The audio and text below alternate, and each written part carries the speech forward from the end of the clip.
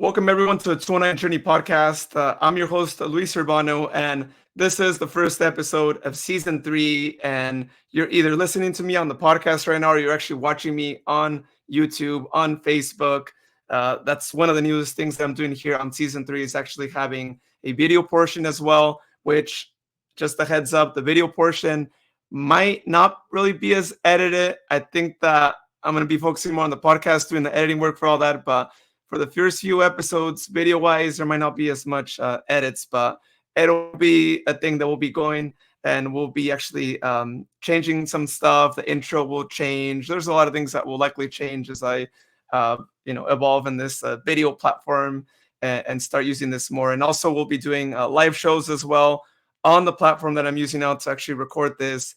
So some of them will be live, and some of those live will actually also be on the podcast. So just giving you all more ways to be able to tune in, whether you prefer to listen on the go or you don't mind actually like adding me on YouTube or hopping on Facebook and actually watching an interview there. So anyhow, without further ado, again, this is the first episode of season 3, and I'm starting it off here with an interview with a fellow podcaster, also from Modesto. She hosts not only one podcast, but 2 podcasts called the Pop Culture Makes Me Jealous podcast and also the Jelly Pops Book Club podcast. So really awesome to be able to talk to fellow podcasters. I've said it here before. We want more people podcasting, and hopefully in hearing her and hearing other people I've interviewed in the past that do podcasts, and also in hearing this podcast, you might feel inspired to start your own. And it doesn't take that much to get your own podcast up and running. And as always, if you have any questions, of course, send me a message, and I don't mind giving you advice on that. But in addition to doing the podcasts, she also has a book club, which is tied to the podcast, which she'll be talking about here in the interview. Also recently started a pop-up gift shop, which she'll be talking more about the different things that she has for sale, events she'll be at, and so forth. So without further ado, let me go ahead and introduce Julia Washington to the 209 Journey. Welcome, Julia. How's it going? Hi, thank you for having me. I'm excited to be here. Yeah, no, thank you. I appreciate you have a mic. I mean, naturally, right, as podcasters. Yeah. It's like the number one thing. You got to have a good mic. It's really great. It's really great to be able to have that, to talk to another fellow podcaster who's knows of, the value in what you have going on. I was on the website. I was looking at, your mission, your vision for the shows that you do. And I think, as with anything that you do, it could just be a business. It could be, I don't know, it could even be just an organization. There's always a mission, a vision, things that you have, in mind to help you support whatever it is that you have going on. And I like the mission of the podcast that you have, the Pop Culture Makes Me Jealous one. And, I'm all for that. I like when there's podcasts that, are out there, trying to tell stories and also, make people feel good, right, about themselves. And that's what we try to do here on the podcast and with other podcasters I've interviewed as well. And it's phenomenal because we're out there trying to help people out and, let them listen to what we have going on. Yeah, for sure. So I want to go ahead and get started with this too. I know that you were telling me that like you grew up in Modesto all your life. You know what it's like being here. And I want to know just a little bit more about what you've noticed has changed throughout all the years that you've been here, and just, what's your favorite thing about Modesto as well? Tell me that. Oh gosh, I think that's so hard. First I have to be honest with you that I spent a lot of years hating it here. It was not the dream. It was not ideal. I was like, why do I live here? This is a lot. But over time I really did start to realize like, oh, it's not so bad. Like I don't mind it. And I think a lot of that is because it's such a great community. And there's so many amazing things that have happened over, I'd say, the last 10 years that have really made Modesto a lot of fun to live in. Like when I was in high school, I think the only options for things to do that were fun were like going to a cafe, and that was maybe it. There was other things, but I don't think the people involved would want me to talk about that on a podcast without their permission or consent. But it really, it was like go to school, go to church. go to a football game. It just didn't feel very exciting. And now in this current era we're in, there's so many amazing things, like springtime brings like Porch Fest or other major events. Like Porch Fest is a huge one, right? Like that's a big deal. People come from all over, and there's just such a great community around that. Or like even at the farmers market, everyone's friendly, people are fun, people are Mhm. kind. It's just so nice to be somewhere that has such a heavy value on like we are a strong knit community.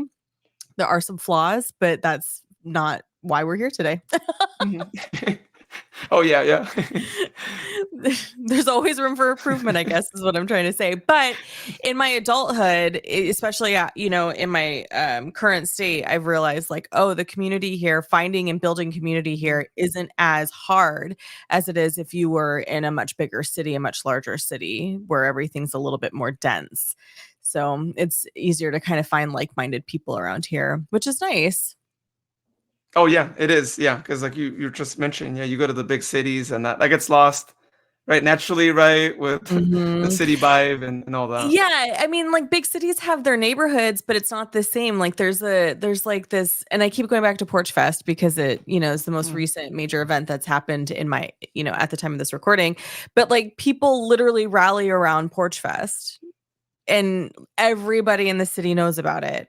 People from out of town know about it versus like you could have something could happen in a bigger city and you wouldn't know about it. Like what's going on. You'd have to like actively find Mhm. um things to do. I mean, I guess you do too here, but it's not the same. It's like easy to access cool things that are happening. You're just like 2 degrees away from somebody who knows somebody who's doing something fun.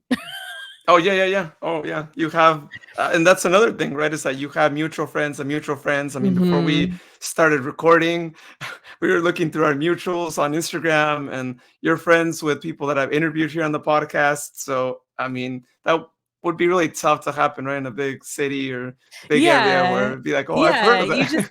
you just have to dig deeper in a bigger city, and Mhm. some people we don't have the bandwidth for that anymore. So I just love how easy it is to like find community or feel like you're a part of community. Like and we'll talk about this later probably, but I host my pop-up at the Modesto Farmers Market, and it's just people are so kind. They come in, they're just so friendly, so chatty, so lovely.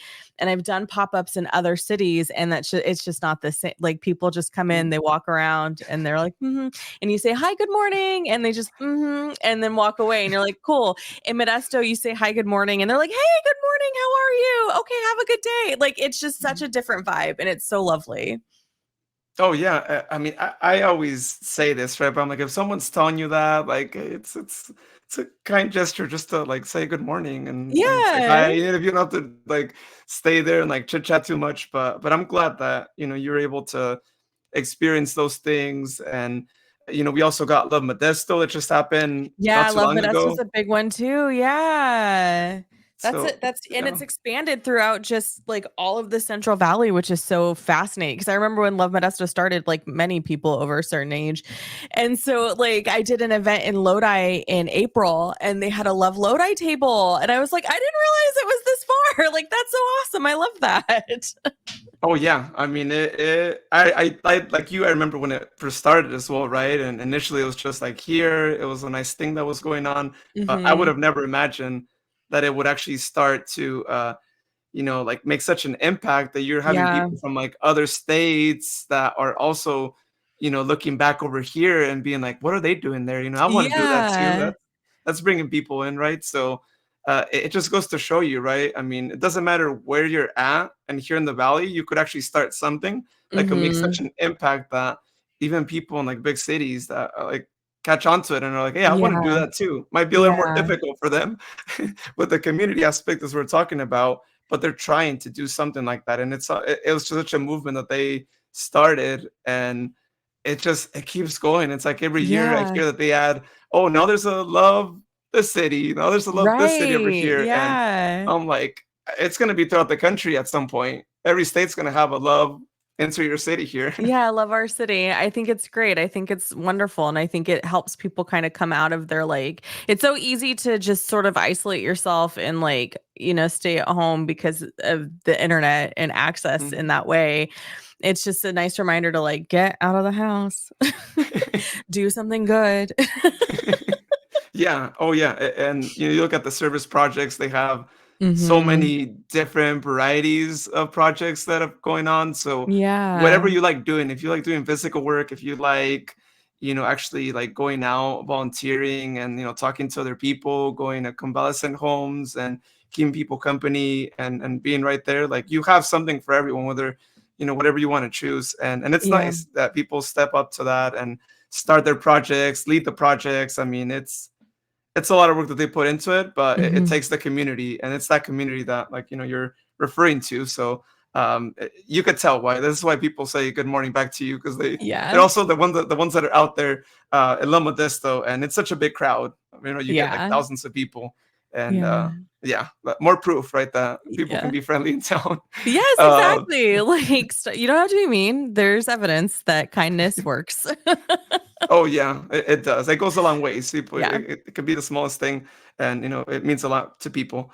Well, I want to start, going into the podcasts because I'm a podcaster. I told you before we started that when I talk to other podcasters, I always want to hear the stories of how they got started and just how things have been going for them. So we have two podcasts here that you host, the Pop Culture Makes Me Jealous and the Jelly Pops Book Club. Hmm. Let's go in chronological order. Let's start first with Pop Culture Makes Me Jealous. Like, tell me more about like how that got started and just how it's been like for that podcast, and then we'll move on to the other one. So, pop culture makes me jealous. We analyze pop culture through the lens of race or gender, and sometimes both. And the concept sort of started because I am biracial, but you can't really always like I'm ethnically ambiguous, is what people like to say. So, there's this idea that with storytelling, when it comes to stories that are not necessarily about underrepresented communities, it's like you have all this space and you can do all these things, and it's not the end all be all. This is the representation for like everybody who's maybe like white Anglo-Saxon Protestant. Like they have room to be flawed. What I was realizing because I love television, I love movies, I love books. Those are the three things that I could probably never live without. Like you'll have to take cable out of my cold, dead hands. If you ask me to subscribe to a platform and not pay for commercials, done. I would rather do that than pay for groceries, honestly. Mm, Um, but like I was noticing that there's a lot of really interesting opinions that get formed from people based on what we consume through media, but we're not seeing that line, right? But then I started doing research, and there are studies that show like how we are introduced to certain concepts and things through media, through entertainment, can impact and influence our outcome, like the way that we think about certain things. And it could be something super small, like, oh, I hate the color pink. Why is there always pink? Or it could be something major, like, for an example, 16 Candles, the John Hughes classic starring Molly Ringwald. There's a character called Long Duck Dong, and it's a very negative representation of Asian men. And it actually had real life consequences for people of Asian descent with having that level of representation. NPR did a study on it. We talked about it on my show. I don't have the actual details trapped in my head because once we air everything, I'm like, I don't have to remember that. It's on yeah. a recording. Um, and so I wanted to start interviewing people and talking with people about our favorite media and how it really did impact us. What are the reviewers saying about Mm, these the shows and the books and the movies? Like, what do we take away from it? Has this aged well? Like, did this inform any opinions that you have about something? And what was really interesting is how many people were like, I never really thought about that, but yeah, I think it did impact mhm, me in this way. And it's been a lot of fun. And it started in 2021. I've always been sort of kind of a government employee, much to my chagrin. And I was coming off of having worked on COVID crisis communications for the county. And I was like, I need joy. I need something where I can like interact with the internet again that isn't toxic. And a friend of mine was like, start a show. You're always talking about this in your stories. You're always getting on Instagram and being like, this is why this TV show is a terrible representation of blah blah blah. She's like, just put it on a podcast. I was like, does that mean you don't want, like, you hate my stories? Like, are you not like, and she's like, no, that's why I'm saying put it on a podcast, because because at the time Instagram only gave us 15 seconds in stories. So she's like, you only have 15 seconds and you do that for however long it takes you to get through it, it's just a podcast already. So spare me the hour, put it on a podcast player. It's like, fair, done, deal. And that was in 2021 and feels like ages ago, but also feels like yesterday. And it's been a lot of fun doing it because I love watching movies and TV. I love thinking about, what the writers were thinking and what the era was, because we also have this idea, like my favorite thing is to talk to Gen Zers who have these very strong opinions about something. Like, you have to realize that's not how we thought in 2000. Like, we didn't think like that in 2000. Like, that wasn't a concept. So of course this is terrible media, because in 2000 we were all told as women we needed to be heroin thin. That was normal. So it's like, so I like to bring in the reviews of the time, because it also helps frame what culturally we were thinking about certain concepts at the time, to bring in that context, because it's really easy to lose context after 25 years, after 20 years, or in some cases, like we've covered stuff older. We've covered stuff, as far back as the 70s.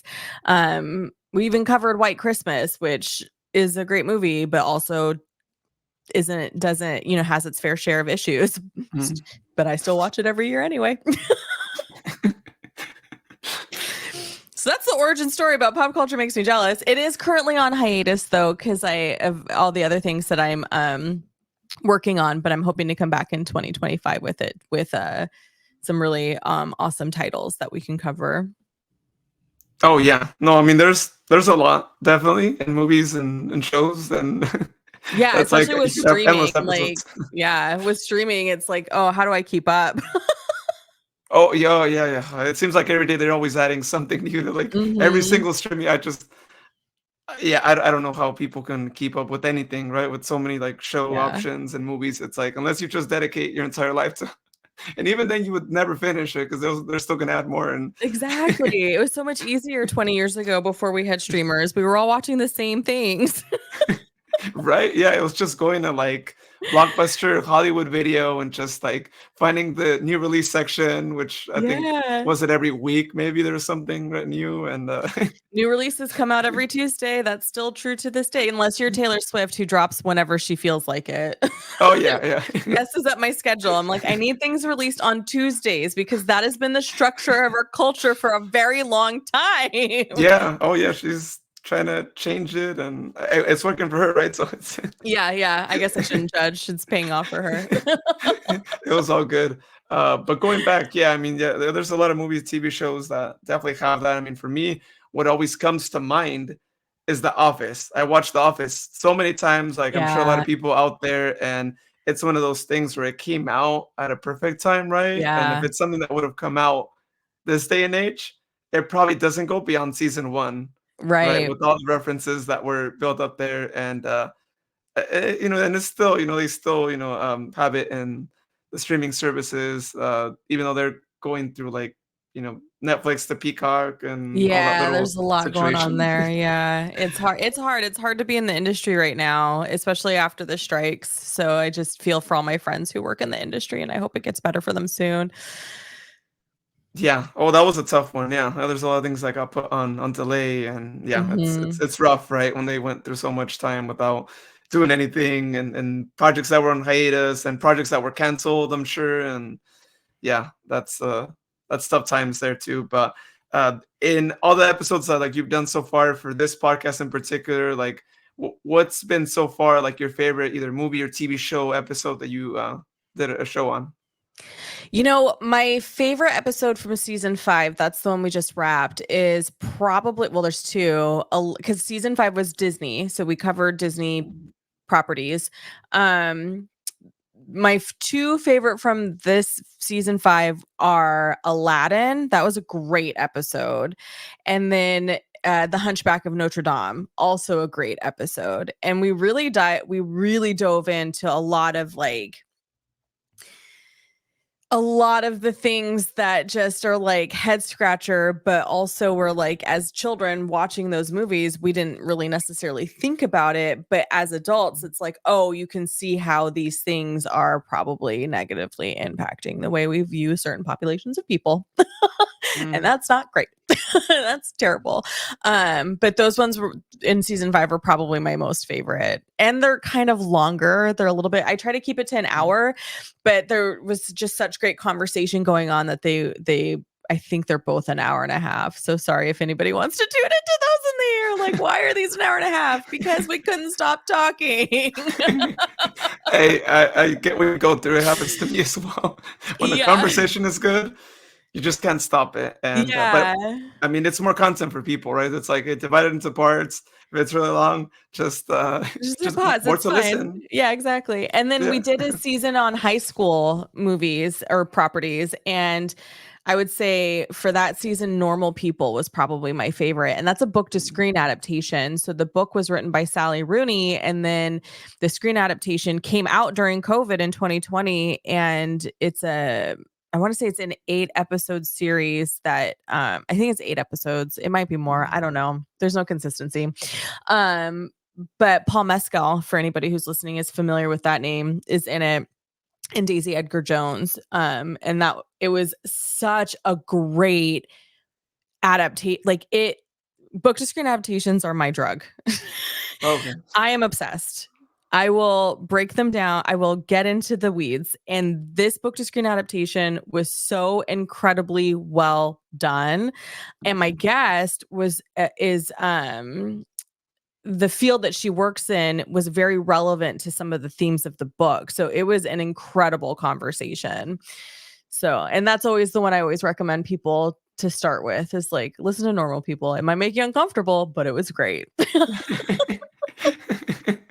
Yeah, no, I'm glad that there's a good one out there, right? Because sometimes you hear that like, book to screen adaptations, there's missing things, and I always just say Mhm. like, I mean, they only have so much to work with, so it's kind of tough to get it to be the same way. But I'm with you. I mean, I've seen some movies that I'm like, I read that book, and it's not quite what I thought it was gonna live up to, and I was waiting so Yeah. long for that to come out. Yeah, you should have Yeah. said this was inspired by instead of based on. I got a list. I've got a list that it should be inspired by, not this is an adaptation. What bothers me is like when they change things, right? And it's Mhm. like that's not what I read. I thought you would keep it like I get it. You have to like cut some parts to like Mhm. fit whatever time frame. Otherwise, you're gonna be probably doing a 4-hour movie. Right, right. But yeah, but it's like don't change certain things that now it's like now I don't feel like I'm like reading the book or envisioning what I thought would be the book. And that only happened with one. I think it was with Extremely Loud and Incredibly Close. Oh, That one mhm. came out because that's one of the books that I read, and it's like one of my favorite books of all time. Yeah, yeah. Is that one? It was really like impactful. And so when I heard there was a movie adaptation being done, I was so excited. I was like, "Oh, great! Like this deserved a movie."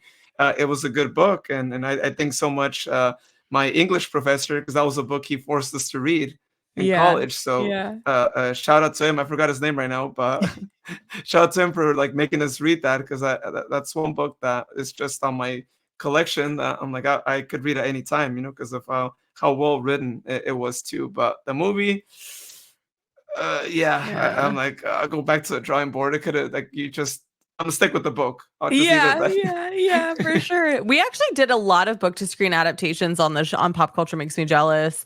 Um because again, I'm a junkie. Like, give me a book. Oh, there's a screen adaptation coming. Here we go. Like, be prepared. I'm ready. I'm going to dive in. I'm going to give you all the things. I'm going to have all the opinions. And we're also going to talk about literary stuff too, and changing it from medium, right? From book to screen, depending on whether it's a movie or limited series or a show, like how all the different elements and what have you. Another really good one we did that's a book to screen adaptation. There's a movie called Moxie.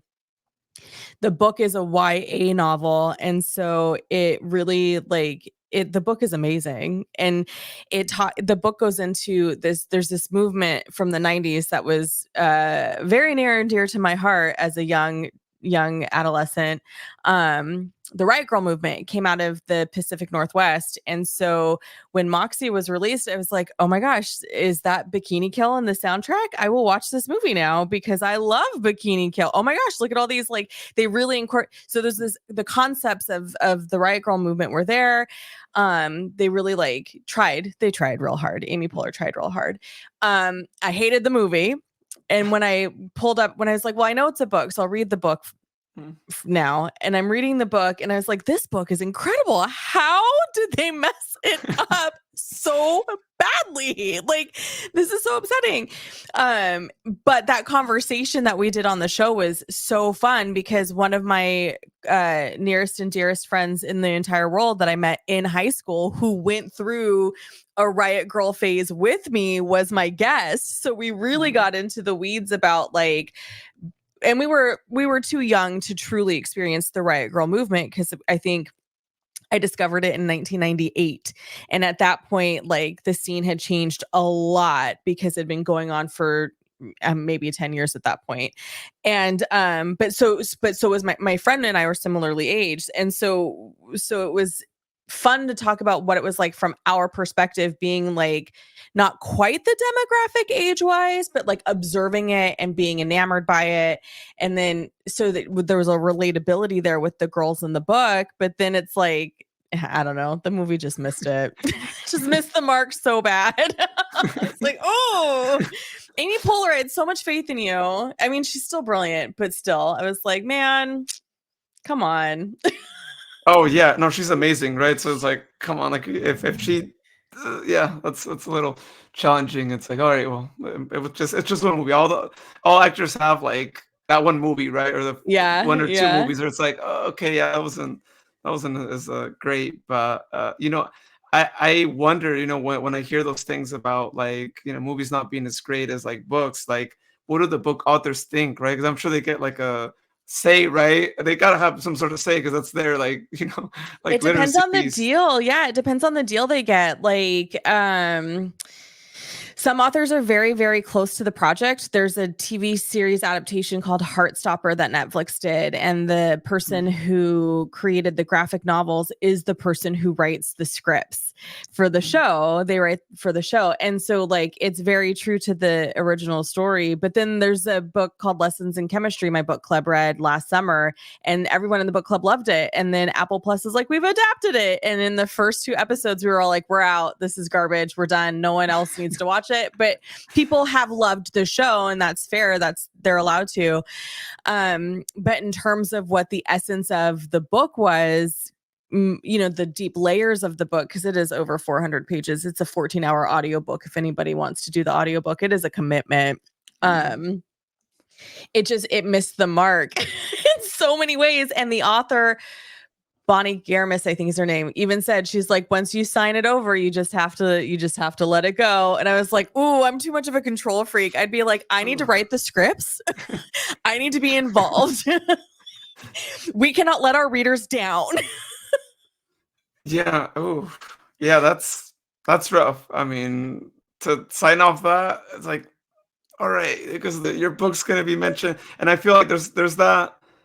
I might be wrong, right? But I feel like if someone doesn't read the book and they watch the movie, some people might not want to read the book as much, right? Because they might be like, oh, that's, I mean, of course the book might be amazing, but they have this, misinterpretation of like the movie wasn't good, the book isn't good either, right? Because they feel like it might be the same story. So that's why I feel like every author should like have some sort of say and I'm sure there's like they do payouts, right? I mean, they get royalties and all that for that, Yeah, but it's like, yeah.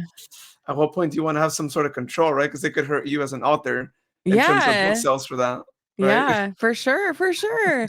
But that's like how Jelly Pop's book club kind of started because we were doing so many book to screen adaptations on Pop Culture Makes Me Jealous that I was like, let's start a book club. Yeah.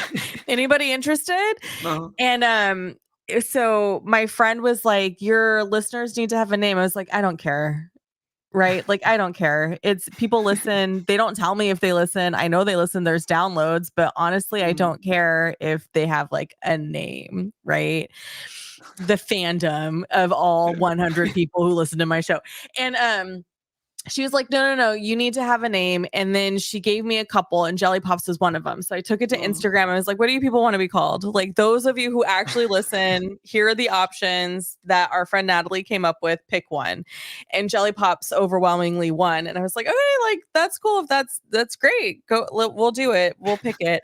And then we launched the book club. And so we read book to screen adaptations. And with our book club, you can either read the book or watch the screen or just show up for the vibes. I'm like, this is not your high school or college English class. I am super easygoing. I will do all the work Uh-huh. for you Uh-huh. versus like you having to do all the work. And then sometimes we would record episodes because it was like, well, we need to talk about this more in depth than what Uh-huh. we're doing in book club. And sometimes I'm like, oh, I need to write an audio essay, which is basically my version of like writing an essay and then talking into them. So a solo episode essentially, for some topics. I'm like, I don't want to talk to anybody about this, but I have opinions. Yeah. But yeah, so the two are interconnected in that way. And I want to say we started Jelly Pop's book club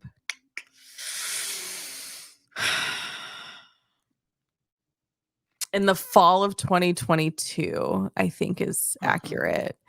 And so it'll be 2 years in the fall of 2024. We've read a lot of amazing books, and it's fun because we really kind of have changed like the way we're looking at the different mediums, if you will.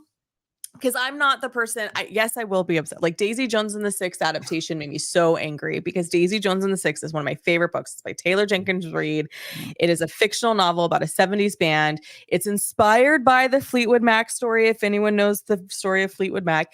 And it's such a great novel. And you have these very strong female characters, and there's like these really complicated, messy relationships. There's addiction, there's fame. It's so brilliant. And the TV show changed so many of the crucial things Mhm. about the book. And normally I'm not the person who's like, I'm so mad. But because of how much Taylor Jenkins Reid had poured into this book to make these women strong and powerful and wonderful and just really lean into their strength in an era that isn't really common for women to do in the 70s or accepted, if you will. So for the TV show to reduce them down to two women fighting over a dude, I was like, I'm out. I'm so mad. Like I went on a rant for like 2 days on Instagram about how angry I was, which is rare. Normally I don't. Normally I'm like, you got to do what you got to do. Here, let's talk about it technically, right? Like I like to get into the nitty-gritty. Like why do you think they've made these changes and really just kind of break it down from like a storyteller's perspective versus being the consumer of the platform. Yeah. Well, that's an acceptable reason I think to do that to rant because that is a big change from that, and I was I so don't know mad. what was going to that. Yeah, yeah, I was so because mad. yeah, I was so angry. I mean, and probably the only one because people on Twitter were like, "This is such a great adaptation," and I was like, "Okay." it'd be like, have you read the book? Like, remember how that fight wasn't between those two characters, and it wasn't about that? Okay. Yeah. Did you Anyway, forget the book? Maybe, yeah. yeah. But I was to say, generally, I'm not the person who's like because we recently just read Mr. and Mrs. American Pie, which was adapted for screen by Apple Plus, but under the name of Palm Royale. And so Palm Royale, starring Kristen Wiig, is not the same as Mr. and Mrs. American Pie. But when I started doing research, the writer of the book was like, well, Palm Royale is like the prequel to Mr. and Mrs. American Pie. So then it was like, oh, that's actually kind of cool, because now, Oh. because where the book starts, there's just, it makes perfect sense. And I'm hoping we get a season 2 to get more of the book, but they've changed a lot. So, but it's just interesting because now we're looking at it like a math problem, like a fun math problem, versus like, just being so angry about the changes. Yeah. I don't know, because it's a heated debate. Book to screen adaptations. You want to get literary people mad, bring up a bad screen adaptation. You want to Yeah. insult somebody, you say, I hope your favorite book gets adapted to a very badly. Like, Yeah, no, that's right. I mean, that's how that goes. And it's like, I don't know if that's ever gonna change, but it looks like yeah. I keep hearing that same thing over and over again. I'm like, are they paying attention to what people say about that? If they're Right. making a joke out of it, it's like, when they're, like the writers are in the room, right, and figuring out how we're gonna adapt, or are they just like, we don't really care, like some people are gonna like it, like you said, some people are gonna they're not gonna have a problem with it. And Yeah. other people Yeah. might see the movie first and then read a book after, or maybe only see the movie and then not have any context and be like, "Oh, it was great," right? Like I didn't have any other context to go along Literally with it. every conversation I had with anybody who's seen Lessons in Chemistry and not read the book, they're like, I love the show. And I was like, okay, well, we don't have time for me to tell you why the show's offensive, but I'm glad you liked it. Mm, yeah, that's what that it was. Well, in terms of like the names, I always like to ask about like the names and how they came about. I know you said Jelly Pop's book. That was a poll, right? That you did, and I don't know if you know the story behind why that option was chosen, but I find it interesting name, Jelly Pops. I'm like, it just Yeah. got me thinking, like Jelly Pops, like is that some sort of popsicle with like Well, and I jellies on think it? because jealous and pop, so I think that's why my friend Natalie was like, it should be Jelly Pops, because you're Oh, shorting okay. you're shortening jealous, and you have the pop culture pop element. And it's like, cool. Oh, yeah, yeah, I didn't even that is a good wow, that makes Y- sense, yeah, 'cause it was, like, the next podcast after that, and they Yeah, have some sort of yeah. connection. Wow, Yeah, that so but the story behind Pop Culture Makes Me Jealous title is, it's not as exciting, but it's essentially oh, because like watching television and being sort of like excited about like the future, like like the sitcoms told us that we were going to be in a 6 friend group where we all hung out together and we all had fun together and we spent all the holidays together and we went on vacation together. And then like when those things don't happen, you're like, man, TV lied to me. So there's like a little bit of envy in there. And then my cousin was like, you should have named it Pop Culture Made Me Do It. And I was like, that's actually a great title, but not the show. yeah, that's a whole another It's a maybe for a different spin-off show. if you want to Yeah. do another show, yeah. Uh, wow, well, yeah, I think everyone can say that at some point they were envious, right? That's whatever it might be. There's always, Yeah. even if someone's like, "Oh, no, I don't. That's just a movie." Now you've been, in that situation. Yeah. And you don't have At to some admit it point. publicly. We understand. That's why I'm here. Oh yeah, yeah, yeah, yeah. You're here to say it for the people if they don't want to say it eventually, but Yeah, exactly. Exactly. but yeah, no, you're right. Yeah, movies in the '90s and all that, they gave us the wrong perspective of like what holiday celebrations were like, right? It's like, Yeah. Yeah. I don't It's think like, anyone has that, oh. and even people who claim to have that, I feel like there's always something, like it's never as perfect as they portray it to be like. Right, right, Um, exactly, exactly. Friends and lied. plus, life has changed a lot, right, since like the '90s, right? But I mean, the '90s, I'm biased, being a millennial, you know how that Yeah. goes, right? Like, you got to say '90s were like the best time for like movies and music and all that. Like just so much that came about. Although I do really enjoy 80s pop Yes. culture. Yeah. I'm a fan of 80s pop culture and all that went down. But I don't know how do you feel about like just like movies and TV shows now versus what they were like in the 80s, 90s. Like what's your opinion on that? I think we have such great space for creativity, but I also think studios are scared to take risks. I feel like we saw a lot more risk taking 30, 40 years ago than we do now. There's a lot of like very formulaic things happening. And then now because of streamers and the way everything is just the way everything's heading, shows don't have an opportunity to get their footing. Like you mentioned The Office earlier.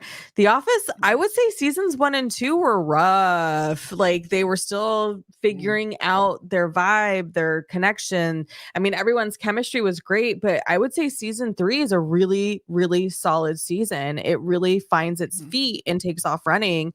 And shows don't really have that opportunity anymore. They don't really have the option.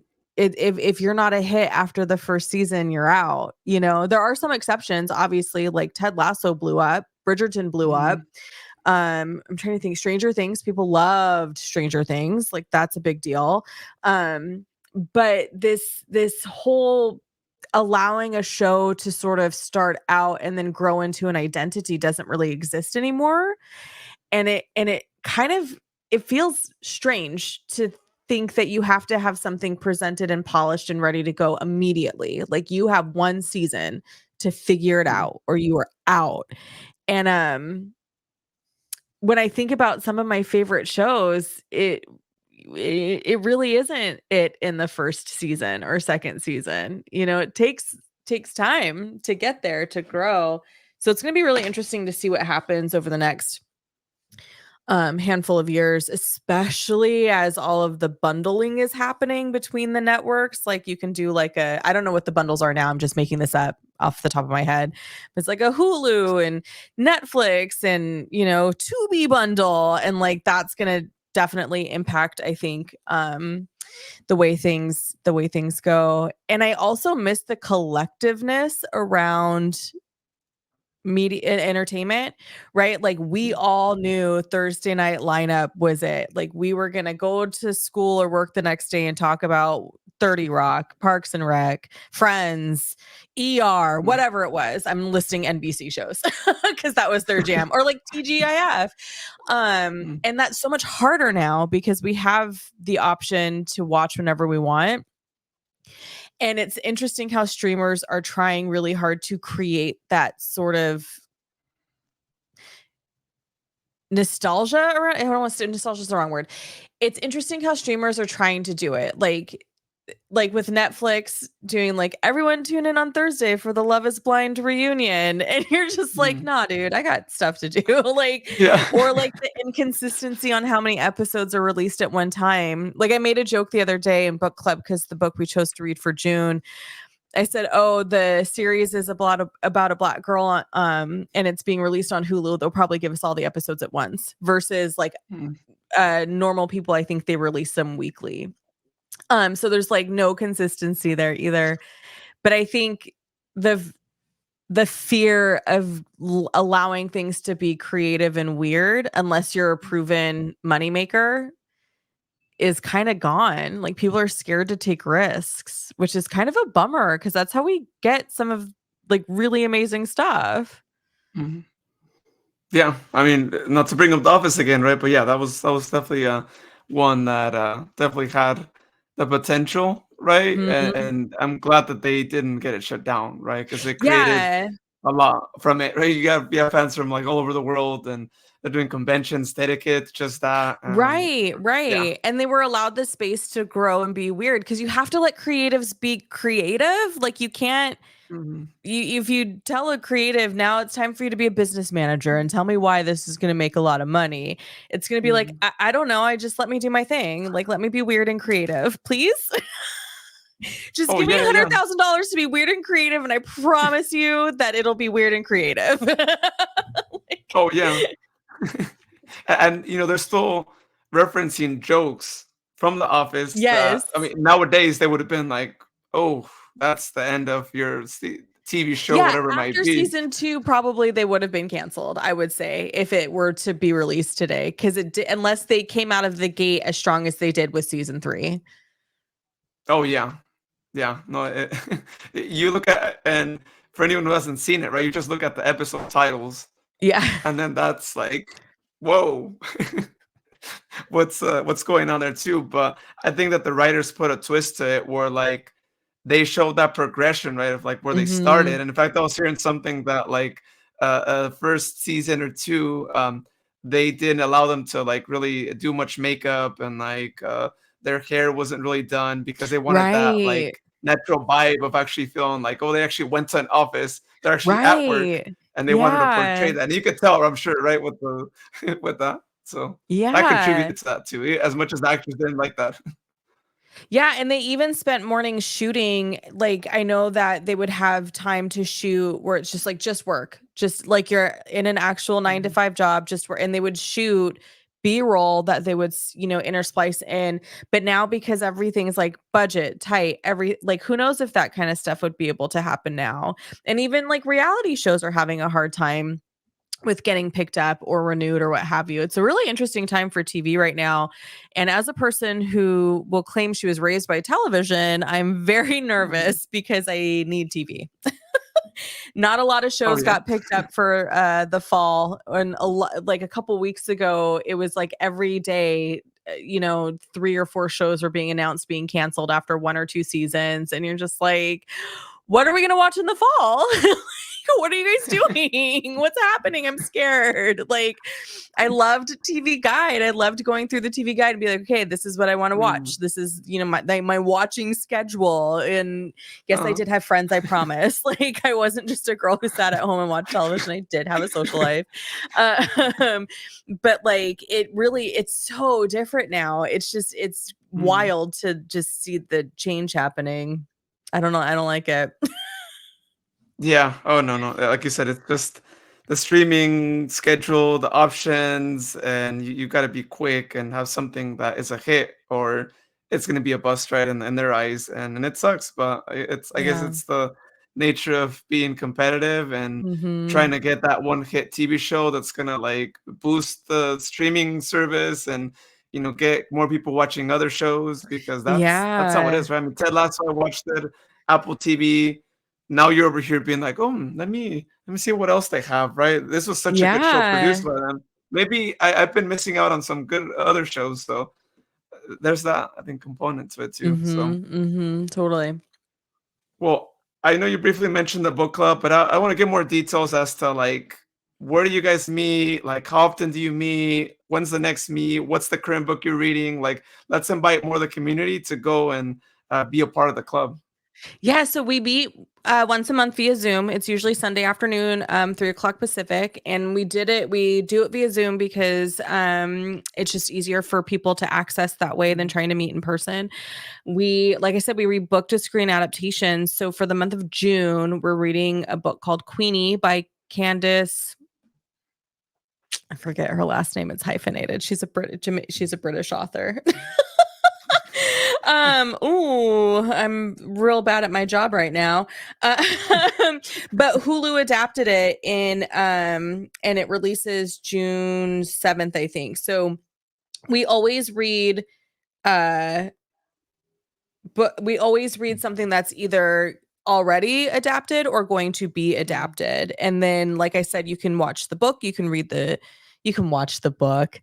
You can read the book, watch the show or movie, or just show up for the vibes. And like I said, we do it via Zoom to make it easier for people to commit. And then we release the playback to everyone. So we host it we do it on Zoom, like I said, but we do everything through Patreon. So then once if somebody can't make it, then we release excuse me, then we release the playback for people to still get to participate in the discussion. The author is Candace Carty Williams, and I would have been right if I had just trusted my gut in saying her full name. Um, but it's fun. And like books that we've read in the past, like I said, we read Mr. and Mrs. American Pie, which is the Palm Royale Apple Plus adaptation. In April, I want to say we read. Yes, it was April. In April, we read Fellow Travelers, which is was adapted for Paramount Plus, starring Matthew Bomer, like he's my friend, Matt Bomer and Jonathan Bailey. Jonathan Bailey is famous for Bridgerton and other things. We've read, I'm trying to think, we read this book called Small Island, which was adapted way back, oh gosh, like 15 years ago, starring Benedict Cumberbatch, for anybody who knows that name from the Marvel Universe. But I know him from PBS because he was on Small Island. Another book we covered was Erasure, which was adapted the movie released at the end of last year, American Fiction, and it won Best Adapted Screenplay. And so we really dove into that one because the names are different and a lot of the tones are different. Like the tone is different. Erasure is a very dark and kind of a little bit grittier, and there's a lot of social commentary, and American Fiction's more of a lighthearted comedy, but it's a beautifully done adaptation, though not a lot of people agree with me on that. So we try to like get across the board. Like we try to be as across the board in terms of like genres of books as we can. And it's been a lot of fun. Like I want to say in October, we read The Power, and the Amazon Prime original is intense, and the book was intense. So like we try to cover a lot of different genres to keep everyone happy. And usually at the end of book club, we vote for the next month. So it's not like me saying, hey, this is what we're going to read. It is very much a collective decision of like, here are 2 options for the coming month. What sounds like the most fun for everybody? That's good. No, it's good to have different genres and to give people options and just kind of cycle through different ones. And if your favorite one wasn't Yeah. read, it'll eventually be read. Yeah, and people make suggestions all the time. Like we're probably gonna do a Jane Austen takeover because someone was like, should we read Jane? Like I was like, because I was complaining about something about Jane Austen. Like, should you do a Jane Austen takeover? And I was like, yes, we will read everything by Jane Austen. I don't know when, but we will. It'll happen. Yeah, it'll happen. Yeah. Now, if people want to join the book club, what's the process, or where would they sign up at?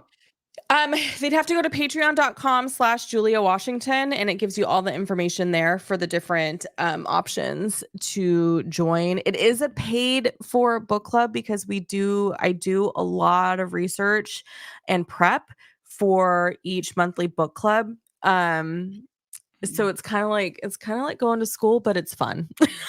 It's not a great pitch. Yeah. It's not a great pitch. But it is a lot of fun. We do have a good time. Everyone's a great vibe, and it's really lively conversation. And sometimes we'll open it up for free for people to like do a test run. There is a free trial option if people are like not sure. They can sign up for free for 7 days and listen to all of the replays to kind of gauge on whether or not it might be the right fit for them. But yeah, it's all through patreon.com/Julia Washington. Oh yeah, no, that's good that you guys have a way of people, seeing if that's something they want to keep doing, and I would say it's not just like, I mean, it's like school but fun, like you said, but also I would say without the exams, without the pressure of having to study, because we like you said, you literally can just have show up. people. So. Yeah, exactly. We literally have people show up who are like, I didn't read the book, I didn't watch the show. I'm like, cool. You can sit here and listen. I don't care. But another thing too, like the highest tier for Patreon, because and I'm sure we'll talk about this in a little bit. Part of my shop is candles that are inspired by books, places from books, people from books. So the highest tier, you get a candle that corresponds with our monthly book club pick. It's another reason why it's a paid for situation. Yeah. Oh yeah. Hey, there's a lot of costs that go with that for sure. Well, now you mentioned that, I think it's a perfect segue here to actually talk about your pop-up gift shop. You told me that earlier that you actually sell there at the farmers market, which is really awesome. And I've also been there before. I may have even, I don't know how long you've been selling there, but I'm like, maybe I came across your space there. If you've been there for a while, but like it's such a great vibe. Like you said it perfectly. There's a lot of things there to see, and really friendly people to talk to as well. But just tell me how the business got started and all the different things that you sell there. Yeah, so I am first and foremost a writer, and secondly an artist. There are some of my pieces behind me. Like this, for people who are listening and not watching the video, you can't see it. But like this piece I did, and there's a couple pieces over here that you can't see that I did. So I started out doing portraiture for just fun and playing with skin tone and color and all that stuff. And I tried to do pop-ups and sell my art, and people are art is subjective. People don't know. It depends on what they're into. So then like a year after doing that, I was like, well, I love sending cards. So I'm going to start designing greeting cards because I love cards. And so I started that in 2022 and people liked it. And then it just became a hobby. It was just sort of a hobby situation. And then at the end of 2023, I was like, I think I'm going to try and make this not a hobby and actually my full-time job, because turns out I'm not a great employee for other people. I mean, I can do contract work. I have a couple contract work things that I do, and it works out perfectly because I am not an employee. I'm a contractor. But people really responded well to the cards. So then I started thinking about like, what do I want in my store? I don't want just cards. Books are, I mentioned, are kind of my life, and I loved the idea of creating candles that correspond with some of my favorite books. Like when I read this book, what are some of the things that stand out to me in terms of smell? What are they telling us about, this location, or how somebody like for example, in romantic comedies, authors always go into detail about how the male main character smells. They always describe in detail, sometimes too much detail. And so I started taking those descriptors and playing around and making candles, because I was like, if I were Josephine March writing in my attic during in the scenes of Little Women with my quill and ink and my pipe and the fire going, what would that smell like? And so I made a candle.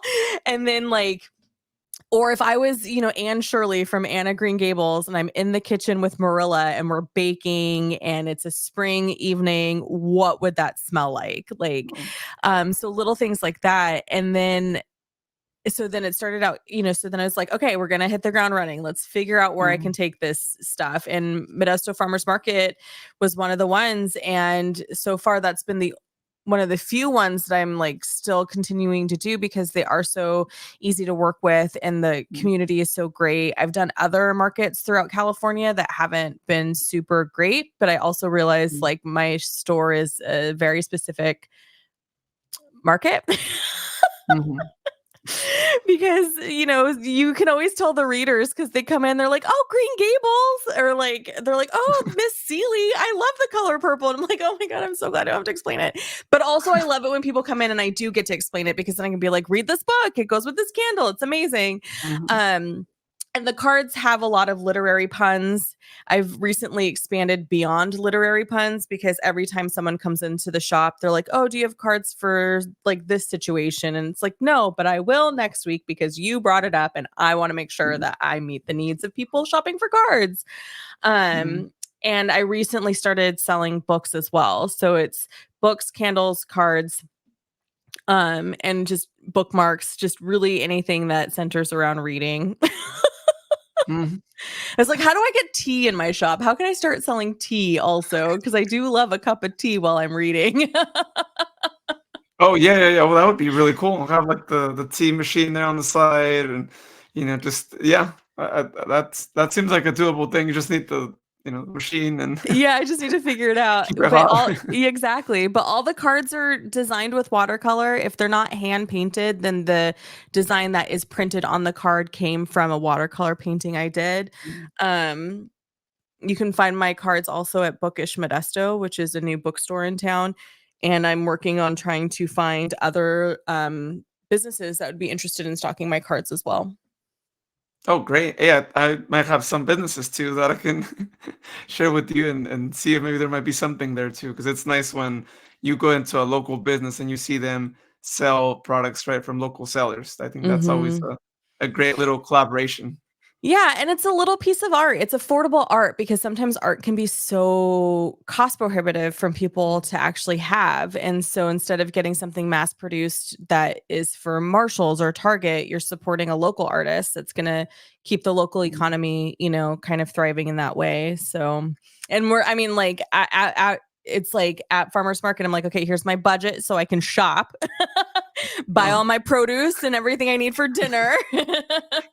And then like here and then I can't go out, but so it's like it's just I don't know, there's something just nice about supporting local. The older I get, the more I'm like, how can I keep my local economy going? Like what can I do to make sure that my local economy is strong? Yes, the overall economy I want to be strong, but like our community is so tightly knit. Like, what am I doing to make sure that the local economy is also strong? Because then that makes us a better community to live in. Yeah, no, that's a really well said thing. I mean, I feel the same way, and there's people that have been here on the podcast that would definitely like echo that statement. And it's just our way to be able to keep the local businesses around, and not let these giant businesses that are coming in and making more and more places around here, do what they do, right? And Yeah. so it's nice to be able to have that. And I'm glad that the farmers market's been going on for a long time, and that it's still thriving, and that we can keep that going on forever. Just keep it. Don't ever go away. I know, I love it. I really do love being like in the community in that way. Like one of my first markets I did in January, this sweet little girl and her mom came in and she had a camera that printed not a Polaroid, but it just printed pictures. And she Oh. asked, like, "Can I take your photo?" I was like, "Of course." And then she like let me keep the picture, and then we just chatted for 10 minutes. It was so lovely. It was just like I never would have met this incredibly amazing mom and daughter had I just stayed at home all day, right? Like, or if I had a brick and mortar. I mean, maybe they would have found my shop if I had a brick and mortar, but it's just so nice meeting so many different people every single time. It's just so great. I love it. Yeah, no, and it is different, right? I mean, you get more people there in a brick and mortar. It's more of an intentional visit. Here, it's Mhm. like people are discovering you. They're doing other things as well, and that's why, yeah, you get more people in the community that are, hey, just walking by. They don't have to open a door. You just have to walk Yeah, yeah. there. You get your steps in, so you get exercise. If the Yeah. weather's good, there's plenty of shade, and they're just all around. Yeah, it's a nice thing, and hopefully it keeps expanding. I don't know if there's, I mean, I guess they can't really close the street on that side, but I feel like on the other side there probably could be a thing they could do, and all that. And if they had like more Yeah. vendors, and just keep it going, that whole block could probably like keep growing, and you can get more business for the businesses that are there on the other side as well. So yeah, there's things there. But I'm glad to hear the stories. I'm glad to hear that there's more and more people that are still going, and some people who've never gone. Like as I say, just go and check it out, because there's really good deals on produce, and then your Mhm. business, the gift shop, and all that. Like, it's nice to go for the produce, but it's nice when you have other things as well, right, to look at. Yeah, It's like, literally the day before Mother's Day has been my best day so far because I had like made these Mother's Day bags, and people were like, "Oh yeah, I totally didn't get a gift for my mom. Do you have a card?" And I was like, "Also, I have gifts." And like people were just like, "Yes, yes, yes, yes," uh, and I think it was unexpected, but yeah, there's produce, there's bakers, there's just so many amazing different vendors at our Modesto Farmers Market, and I'm sure around the region too. I haven't done any of the other ones in our county yet, but it's just I don't know. It's just something about being able to like fresh produce is so I don't know. It's just so nice. yeah, hey, it's not easy to buy if you don't go to a farmer's market, right? I mean, you can go to like a grocery store, but how fresh is that really, right? It's like Yeah, you don't know yeah. how long that's been around. um, Exactly. and Yeah. and sometimes better prices too, right? It's Mhm. not like as expensive as someone might like imagine, and good deals on things, and you get more variety of options, and you Yeah, support yeah. local above all. That's the that's the main thing. The money goes directly towards the growers, right? Versus like going Exactly. through middle company, and yeah, and all that all that Exactly. stuff. Yeah. Well, before I let you go, I want to know like where can people follow you, follow the podcast, and find out about where you're gonna do your next pop-ups at, like all that. Like where can we get Yeah. all the information? So there's a couple of different ways you can keep up with me online. There's no shortage of me on the internet. I my shop is Pros and Glow, and you can follow it on Instagram at Pros and Glow. I also host book parties, so you can like learn more about that. Jelly Pops Books is on Instagram and TikTok. On Instagram, it's Jelly Pops Books. On TikTok, it's Jelly Pops Book Club. And then I am the Julia Washington on Instagram. And I always, on Pros and Glow, I always post where you can find me, what markets I'm going to be doing. I'm always posting new product that's going to be for sale. And I'm always posting about upcoming events because, I can't not have a book party. I have to do a book party every month. Yeah. Come to the parties. And where are those parties usually at? Like where It is depends. there So like a like spot?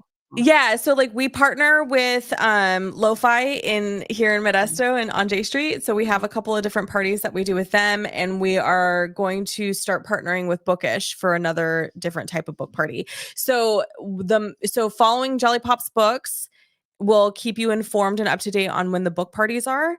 And then also one of the regular reoccurring book parties is called the Reading Salon. And that's also on Instagram as the Reading Salon. And so we announce when those are happening on there as well. And it's been a lot of fun. And the parties sell out fast. So if you're interested, don't wait. Yeah, Don't sleep on limited it. limited space, yeah, which is always a good thing, right? To get more people to like be able to go out there and read.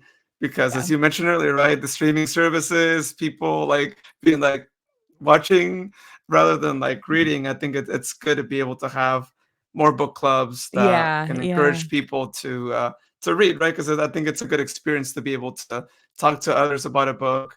It's nice to read on your own, but when you're able to, have discussions and all that, even if you might not agree, that actually probably makes it Yeah. funner when you don't agree on things. Exactly. And It's it's fun to like come together, bringing the literary community together one book at a time because we're naturally introverted people. So this is like an excuse to get out of the house with other introverts. So it's not scary. Oh yeah, no, and it helps, right? It just helps you feel more confident going out, right? As myself being a introvert that I used to be, and working more towards the middle ground right now at the Yeah. current time. Yeah. It's a good feeling, right? Putting yourself out there, getting yourself out of your shell with other introverts as well. It's like you're growing together, right? You're Yes. able Yes. to get out of your shell together, which is a nice thing to have. 'Cause it's different when you have to do it on your own and and not with other introverts. So I'm glad that Yeah. that's the case and all that. Cool. Well, hey Julia, this has been really great. I'm really excited that there's a book club here in town and that you guys have a lot going on there and the business going on. I'll definitely be stopping by the farmers market and seeing the booth, seeing what you have for sale, and definitely sharing some podcast stickers with you. As I've mentioned before on Instagram, to everyone on there, I do podcast stickers. Since I'm on video now, I can actually like put them on camera on Nice. here. The 209 Journey, I actually just got a new order in, limited quantities as well. But I am more than willing to give people a sticker and no charge. It's all free. It's my way of being able to help spread the word of the podcast. So it really does help out a lot, and I'll definitely go and stop by your booth and give you a few so other people who stop by Yeah. can get one as well, and just anyone who wants to get one, and then by that time the post episode will already be up, and so you can say, hey, go listen to the first episode of season 3, and you'll have Yeah. that. So Awesome. yeah, but yeah, thank you. This has been really great, and Yeah. good luck on Thanks the for podcast, and can't wait to hear it, and hear the new episodes, and the one that you said will be posted sometime that's Yeah. been So out for a while. yeah, well, the last episode of the season is just waiting in my edits file, waiting to be posted, and I just keep forgetting. But thank you for having me on. I think this is great. I think highlighting amazing stuff that's happening in the 209 is so important. Yeah. Oh yeah. When we have a lot of work to do. There's a lot more things that need to be highlighted, and the work will never be done. There's always new people to meet and new stories to tell, and that's what I'm here for, is to do that. So be on the lookout. More episodes will be posted. I'm gonna get a little more regular in my postings. I know I took a little hiatus. I know how that works with that. Yeah. But I will be doing more and more episodes. And like I said, this is the first one that we do in video. I'm doing more video ones. Now they might not all be video ones. Julia here was like, I'm cool with being on video. Yeah. Some people might not be on video, and that's just how it is. And I get it. It's not easy being on the camera.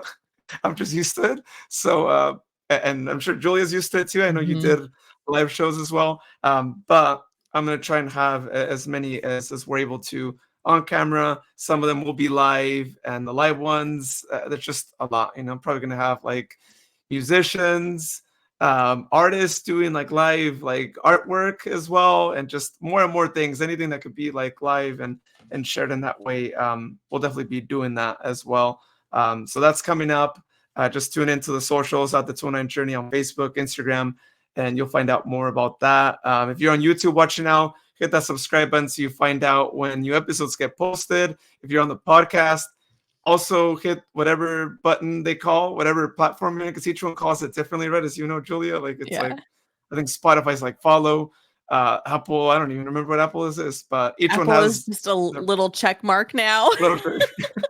Oh yeah, it's not even, yeah. So It's not even, it's just a check whatever mark. way of getting your notifications up, do that so that way they can notify you. You can get a push notification when a new episode gets posted, and you could just press on the notification, and then boom, up comes the new podcast episode there. But thank you so much, everyone, for listening to this first episode of season 3, and you'll hear me next week with our future guest. I don't know who it is yet, 'cause, I got to record it. And if it doesn't get recorded, then I don't want to promise something. And then it's like, oh no, it's actually 2 weeks from now. But next week, we'll definitely have someone else here on the 209 Journey podcast.